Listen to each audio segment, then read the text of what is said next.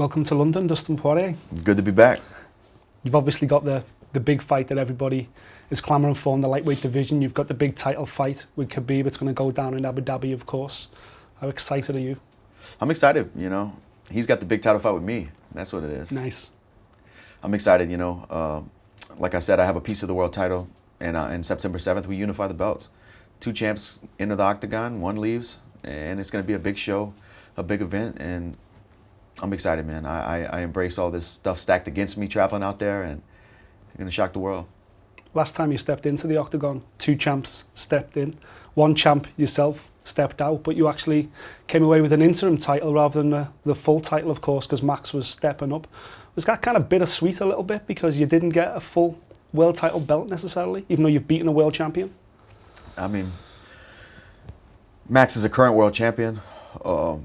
It's been a dream and a goal of me and my family's for me to reach that moment in the sport. And if you come over to my house, the belt says world champion on it.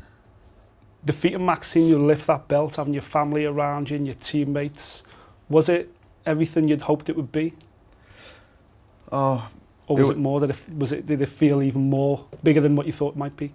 It felt even more. Yeah, when I got back to the hotel room that night, with my wife, and I had the belt with me, it felt surreal. It felt I knew I was capable of doing it, and I knew all the years and work I've put in. I felt like it was going to happen, but having that belt there in the flesh, holding it, it was incredible, man. I'm going to remember that night for the rest of my life. That I would say top of that list is my daughter being born. Right underneath that is holding that strap up in the sky. Well, hopefully Abu Dhabi will be a contender for that second spot as well. But yeah. Emotionally on that night, where were you? Because as I say, from a fan's perspective, we've been on this journey with you. We've been at the bottom with the defeats. We've seen the comebacks and everything else. This complete rise in the lightweight division, yeah. Your real division. It's been an emotional journey for anyone that's been plugged in with you. For sure, but that's what made it so much sweeter, getting it done. Because at times it looked like it wasn't going to happen. So it was a very special moment. It felt earned, not given, and that's why it was such a sweet moment for me. What was that feeling like, going back to your wife, going back to the family with the belt? Did that justify the journey that you've dragged them through? Yeah, and dragged them through is the right word to use. My wife's been a team player, been on the team, put her dreams aside to help me follow mine. And when we got back to the room in Atlanta after that night, she said, "I told you so." And, it was just a very special moment. Our anniversary is actually the week I fight Khabib. So 10-year anniversary is the week I fight Khabib. So that's another special moment. And wow.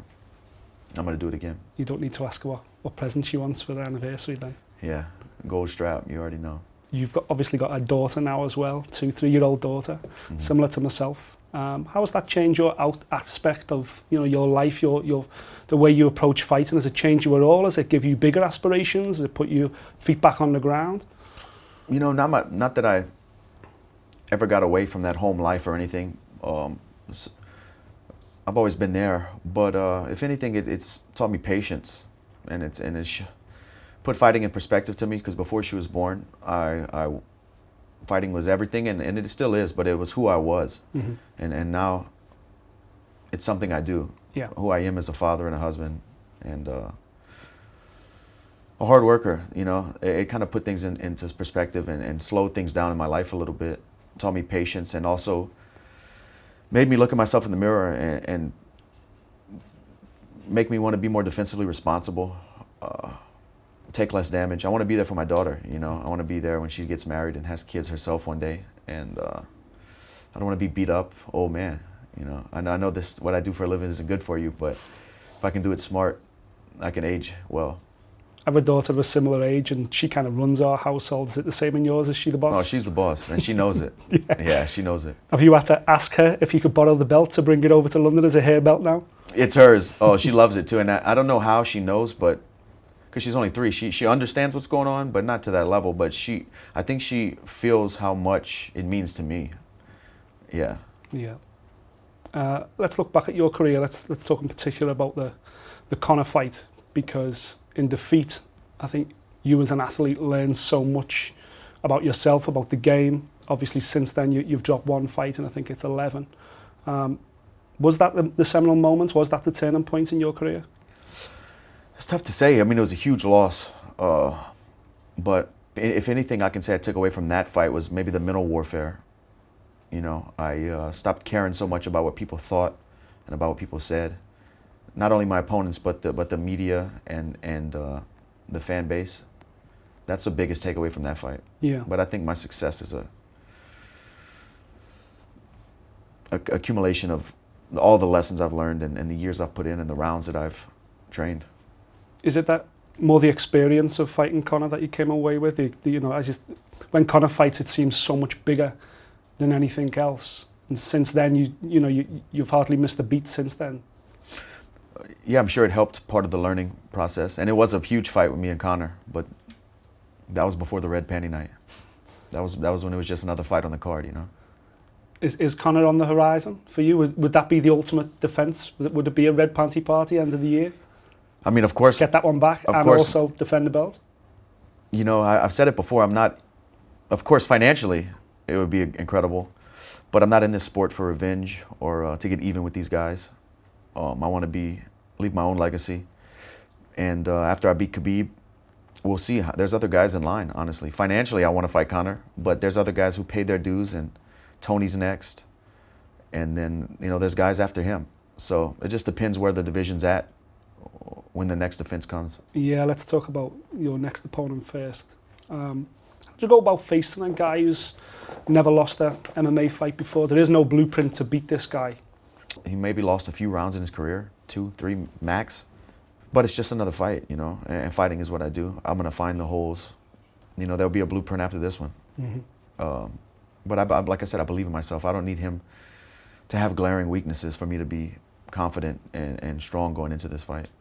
Heading into this camp, do you accept, or would you say Khabib is the toughest opponent you've faced? On paper, I would say he is. You know, he's, like we said, he's never lost a fight in 27 fights. But technically, you know what he's going to do. Right. You know exactly what he's going to do. It's not like you've got to kind of figure him out. He's going to know what Khabib's going to try and do to you as soon as that cage door closes. Yeah. It's just a different part of the fight game that he brings the biggest challenge, you know, with the wrestling and the pressure and the technique.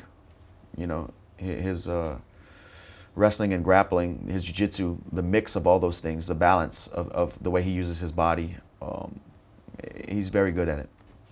Are you surprised he's gone undefeated for so long because he is so predictable? He's the best in the world at what he does, you know, at smothering guys and finding openings for submissions or big shots when they ground and pound. No, I'm not surprised. You know, he brings a very tough aspect to deal with the wrestling and the pressure. Do you think Khabib, once he loses, that would be the end of the enigma? I don't think so. I don't know where he's at when he takes a loss. When he takes this loss, I don't know where he's going to be at mentally. But his skill set, he can come back and grind these guys. Yeah. Yeah. The UFC have set this up, obviously, with UAE, you know, Abu Dhabi very much being a Muslim country, for a bit of a coming out party for Khabib. You know, you're kind of going to arrive there as not the enemy as such, but certainly the underdog. Right. But that's, you know, we've just talked about 10 years of your career. Isn't that just the last 10 years of your career anyway? That's what I mean. This is what I'm used to, you know. To some, it might look like I'm a lamb being led to slaughter, but to me, it's just another championship fight. Is this how you prefer it as well? Do you prefer to have seemingly the world against you? Does that bring out the best in you? I definitely don't prefer it, but I'm acquainted with it. I'm not scared of it, and that's what's going to make me great when the book's being written. You know, the odds and challenges I've overcome. So I embrace it. You're still pretty fresh-faced for a guy who I would consider a veteran now, but 40 fights. It's incredible. Yeah. Do you think I moisturize? Yeah, you can tell. Do you look towards the end now? Are you starting to think about your legacy in the sport? Are you starting to think about potentially win this lightweight belt, move up, define your legacy with a win maybe at 170, and then the exit strategy? No, I know the day is coming. I mean, every day's a day closer for every fighter. but I just love this so much, and I want to improve so much and accomplish so many more things that it's not soon, you know. I have a rough number in my head, maybe 35, 36, but then maybe I get 35, maybe I turn 35 and I still feel great. I don't know. It's different for everybody, but I think probably 35, 36 is going to be towards the end of my career, you know, because I've been fighting since I had my first fight when I was 18 years old. But I don't think about it a whole lot. I just want to accomplish what I'm set out to do before I start planning. I don't want to take away from plan A by putting too much energy into plan B right now. Yeah. And just finally, it may be a little bit early to start the visualization process, but I'm sure you've put your head on your pillow and thought about when that cage door closes in Abu Dhabi. How do you think it's going to play out? Are you ready? Your recent record suggests you're now the fight of the night king, so like most of us think it's going to be a 5-round war. Is that what you're expecting, or you're obviously hoping for time and something else? Yeah, I'm hoping to stop the guy, you know, but I'll be prepared to fight 25 minutes, you know, at a grueling pace in the heat with people yelling at me and booing me. That's fighting, man. That's what I prepare for. I feel like I have one of the best gas tanks in the division, and if I need to show it, I'll be excited to.